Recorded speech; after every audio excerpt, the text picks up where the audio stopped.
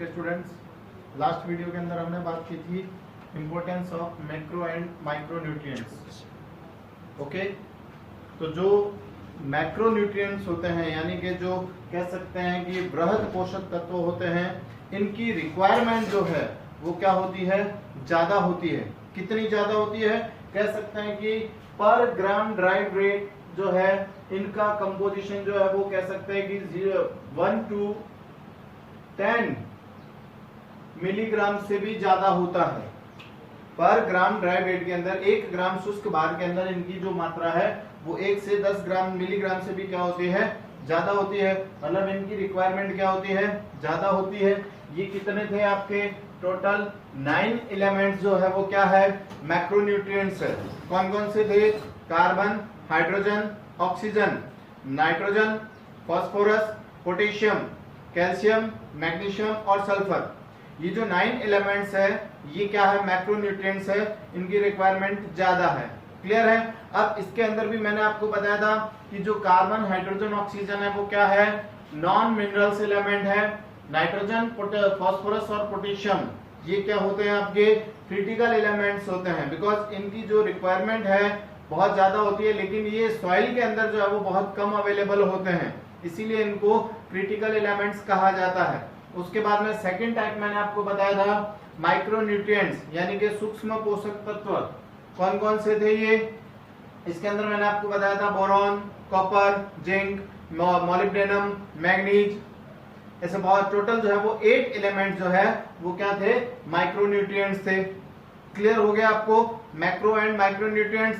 Next topic हम start कर रहे हैं, role of macro and micronutrients in plant nutrition, यानी कि पादप पोषण के अंदर सूक्ष्म और बृहद मात्रिक पोषक तत्वों का क्या रोल है, क्या इंपॉर्टेंस है, उसके बारे में हम बात करते हैं। तो सबसे पहले हम बात करेंगे मैक्रोन्यूट्रिएंट्स की, यानी कि जो बृहद पोषक तत्व है उनका पादपों के पोषण में क्या योगदान है, वो कह सकते हैं कि पादपों पर क्या प्रभाव उत्पन्न करते हैं, उसकी कमी से और उसकी अधिकता से पादपों में कौन कौन से रोग उत्पन्न होते हैं, तो वो हम यहाँ पर बात करने वाले हैं। सबसे पहले हम बात करने वाले 3 मैक्रोन्यूट्रिएंट्स। कौन कौन से हैं, कार्बन, हाइड्रोजन, ऑक्सीजन। देखिए मैंने तीनों को एक साथ लिखा है, 1 2 3 नंबर दे रखा है, यानी कि जो स्टार्टिंग के 3 एलिमेंट्स है वो मैक्रोन्यूट्रिएंट्स है, कार्बन, हाइड्रोजन और ऑक्सीजन। इन तीनों को एक साथ ही लिखा है क्योंकि ये तीनों जो है वो कह सकते हैं कि एक साथ कंपोजिशन करते हैं, या कह सकते हैं कि ये तीनों एक साथ जो है वो बिल्डअप होते हैं। सबसे पहले है कार्बन। कार्बन का सोर्स क्या है, CO2। उसके बाद में हाइड्रोजन, हाइड्रोजन का सोर्स क्या है, H2O यानी कि वाटर। और ऑक्सीजन, ऑक्सीजन जो है वो कार्बन डाइऑक्साइड से भी मिलती है और वाटर से भी जो है वो मिलती है। तो ये जो तीनों एलिमेंट्स हैं, कार्बन, हाइड्रोजन और ऑक्सीजन, इनकी कह सकते हैं कि रिक्वायरमेंट भी बहुत ज्यादा है। और ये तीनों एलिमेंट जो है वो कह सकते हैं कि एयर और वाटर से इंटैक्ट किए जाते हैं। ये मिनरल्स जो है वो सॉइल के अंदर प्रेजेंट नहीं होते हैं। सॉइल में प्रेजेंट नहीं है, इसका मतलब इन्हें नॉन मिनरल्स एलिमेंट्स कहा जाता है, यानी कि अखनिज पोषक तत्व कहा जाता है। ये अखनिज पोषक तत्व कहलाते हैं, ये खनिजों की श्रेणी में नहीं आते हैं। मिनरल्स क्या होंगे, जो हमें कह सकते हैं कि अर्थ सरफेस से जो है वो प्रोवाइड होते हैं, यानी कि जो मिट्टी की सतह से या पृथ्वी की सतह से प्राप्त होते हैं उन्हें जो है वो मिनरल्स कहा जाता है, जिन्हें जमीन से खोद करके निकाला जाता है। तो अब ये कार्बन, हाइड्रोजन और ऑक्सीजन जो है वो प्लांट के ऊपर या कह सकते हैं कि उसमें क्या क्या इफेक्ट करते हैं। सबसे पहला, components of carbohydrate, fats and protein. Carbon, hydrogen और ऑक्सीजन ये तीनों ही क्या बनाते हैं, कार्बोहाइड्रेट बनाते हैं, फैट बनाते हैं और प्रोटीन बनाते हैं। इन तीनों के कंपोजिशन के अंदर जो है इन तीनों एलिमेंट्स का, कार्बन, हाइड्रोजन, ऑक्सीजन का जो है वो इंपॉर्टेंट रोल है। Next, formation of cell wall and protoplasm. Carbon, hydrogen और ऑक्सीजन ये तीनों ही प्लांट बॉडी के अंदर एक तो सेल वॉल और सेल मेम्ब्रेन और प्रोटोप्लाज्म फॉर्मेशन का काम करते हैं। यानी कि जो सेल वॉल है वो किससे बनी है, कार्बोहाइड्रेट से बनी है, यानी कि सेल्यूलोज से बनी है। सेल्यूलोज एक तरह का कार्बोहाइड्रेट है, क्लियर है। तो ये सेल वॉल फॉर्मेशन में प्रोटोप्लाज्म किससे बनी है, लिपिड लेयर्स प्रेजेंट होती है, प्रोटीन लेयर्स प्रेजेंट होती है। तो लिपिड और प्रोटीन ये दोनों ही जो है वो इसके अंदर प्रेजेंट होता है। और प्रोटोप्लाज्म के अंदर आपके जो है वो साइटोप्लाज्म आ जाएगा, डीएनए आरएनए आ जाएगा। तो उसके अंदर भी जो है वो कार्बन, हाइड्रोजन और ऑक्सीजन क्या होंगे, प्रेजेंट होंगे। तो ये जो तीनों एलिमेंट्स है वो प्लांट के लिए बहुत ही इंपॉर्टेंट रोल प्ले करते हैं। अब कह सकते हैं कि इनकी डेफिशिएंसी हो जाए तो क्या इफेक्ट होगा। सबसे पहली बात, कार्बन जो है वो CO2 से मिल रही है। अब CO2 की डेफिशिएंसी होगी तो जो रेट ऑफ फोटोसिंथेसिस है वो क्या हो जाएगी, डिक्रीज हो जाएगी, क्लियर है। अब जब रेट ऑफ फोटोसिंथेसिस डिक्रीज हो रही है तो ऐसी कंडीशन के अंदर कार्बोहाइड्रेट फॉर्मेशन, फैट फॉर्मेशन और प्रोटीन फॉर्मेशन जो है वो नहीं हो पाएगा। इससे जो है वो सेल जो है वो क्या हो जाएगी, डैमेज हो जाएगी। और कह सकते हैं कि सेल का जो रीफॉर्मेशन है या जो कह सकते हैं कि पुनर्निर्माण है वो नहीं हो पाएगा, क्लियर है। तो फर्स्ट, सेकंड और थर्ड एलिमेंट ये प्लांट के लिए जो है वो बहुत ही इंपॉर्टेंट रोल प्ले करते हैं। इन्हें नॉन मिनरल्स जो है वो एलिमेंट्स कहा जाता है, क्लियर है। सेकंड आपके आता है नाइट्रोजन। ये क्या है, क्रिटिकल एलिमेंट है, क्रिटिकल एलिमेंट इसलिए कहा जाता है क्योंकि इनकी रिक्वायरमेंट तो सबसे ज्यादा है लेकिन सॉइल के अंदर प्रेजेंट नहीं है।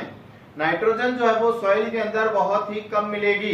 अब नाइट्रोजन का सोर्स क्या है, नाइट्रोजन जो है वो कह सकते हैं एयर के अंदर प्रेजेंट है। आप एयर कंपोजिशन देखोगे तो उसके अंदर नाइट्रोजन जो है वो सबसे ज्यादा पाई जाती है, 78% जो है वो नाइट्रोजन प्रेजेंट होती है। बट ये जो नाइट्रोजन है उसको डायरेक्ट यूज नहीं किया जा सकता, इसे उसके कंपाउंड्स के अंदर चेंज किया जाता है। अब चाहे वो फिजिकल मेथड से हो चाहे केमिकल मेथड से हो, इस नाइट्रोजन को जो है वो कंपाउंड्स फॉर्म में जो है वो कन्वर्ट किया जाएगा और उसके बाद में जो है वो प्लांट इसको क्या कर सकेंगे, यूज कर सकेंगे। नाइट्रोजन जो है वो प्लांट किस फॉर्म में एब्जॉर्ब करते हैं, यानी कि पौधों द्वारा नाइट्रोजन का अवशोषण किस रूप में किया जाता है। एक तो नाइट्रेट फॉर्म में किया जाता है, सेकंड नाइट्राइट फॉर्म में किया जाता है और थर्ड अमोनिया फॉर्म के अंदर किया जाता है। यानी कि नाइट्रेट, नाइट्राइट और अमोनिया फॉर्म के अंदर जो है वो इसको एब्जॉर्ब किया जाता है। कैसे एब्जॉर्ब करेंगे, मिट्टी के अंदर ये कहां से आए, तो देखिए ये जो एयर के अंदर नाइट्रोजन प्रेजेंट है इससे नाइट्रोजन फिक्सेशन प्रोसेस के थ्रू, अब नाइट्रोजन का जो फिक्सेशन है वो फिजिकल मेथड से भी हो सकता है, केमिकल मेथड से भी हो सकता है। बायोटिक फैक्टर्स जो होते हैं वो भी जो है वो नाइट्रोजन को क्या करते हैं, फिक्स करने का काम करते हैं। ओके, तो नाइट्रोजन को कन्वर्ट किया जाता है किसमें, उसके कंपोनेंट्स के अंदर, नाइट्रेट, नाइट्राइट और अमोनिया के अंदर उसको कन्वर्ट किया जाता है। फिर सॉइल के थ्रू और रूट्स के थ्रू जो है वो प्लांट उसको क्या करते हैं, एब्जॉर्ब करते हैं। नाइट्रोजन जो है वो प्रोटीन का मेन सोर्स है, यानी कि जो प्रोटीन होता है उसकी स्ट्रक्चर के अंदर नाइट्रोजन जो है वो मेन कंपोनेंट्स के तौर पर काम करेगा। यानी कि बिना नाइट्रोजन के प्रोटीन फॉर्मेशन पॉसिबल नहीं है।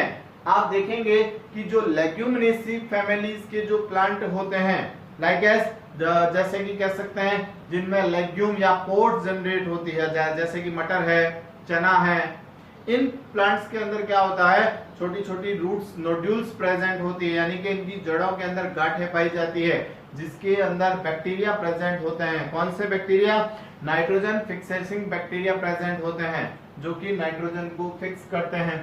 तो ये जो प्लांट्स होते हैं, जो लेग्यूमिनेसी फैमिलीज के जो प्लांट होते हैं, ये सबसे ज्यादा प्रोटीन प्रोडक्शन करते हैं क्योंकि नाइट्रोजन का जो सबसे ज्यादा कंजप्शन है वो इन्हीं प्लांट के द्वारा किया जाता है।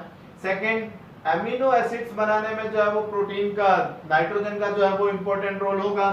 नेक्स्ट, एंजाइम, मोस्टली जितने भी एंजाइम होते हैं वो कौन सी नेचर के होते हैं, प्रोटीन नेचर के होते हैं। नेक्स्ट चैप्टर हम एंजाइम्स के बारे में ही बात करेंगे। तो जो एंजाइम्स होते हैं वो किसके बने होते हैं, प्रोटीन के बने होते हैं। और प्रोटीन किससे बना है, नाइट्रोजन से बना है। तो एंजाइम्स का जो कंपोनेंट्स है वो भी क्या होगा, नाइट्रोजन होगा। उसके बाद में डीएनए और आरएनए यानी कि जो न्यूक्लिक एसिड है उसका फॉर्मेशन भी कौन करता है? नाइट्रोजन करता है। यानी कि न्यूक्लिक एसिड फॉर्मेशन जो है वो भी नाइट्रोजन के थ्रू ही होता है। डीऑक्सी राइबोन्यूक्लिक एसिड और ribonucleic acid. Next chlorophyll.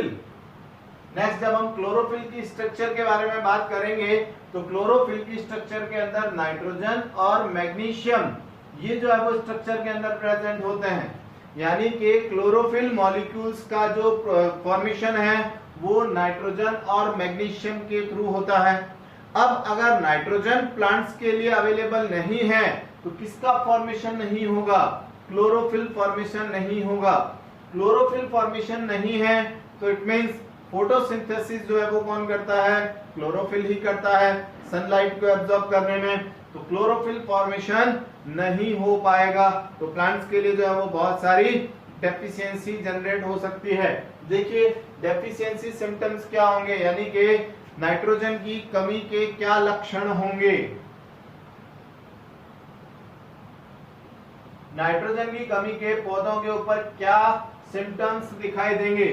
First chlorosis, यानी कि जो लीव्स होती है वो कैसी हो जाती है? क्लोरोसिस लीव हो जाती है, हरिमाहीनता पत्तियां उत्पन्न होती है। या कह सकते हैं जो लीव्स है वो कौन से कलर में चेंज हो जाएगी?